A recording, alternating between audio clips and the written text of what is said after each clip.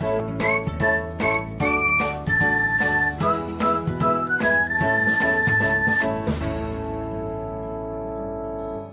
everyone, welcome back to another episode of Technologyglance.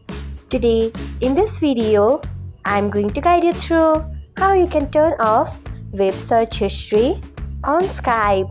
So let's get started. Firstly, open Skype app in your device.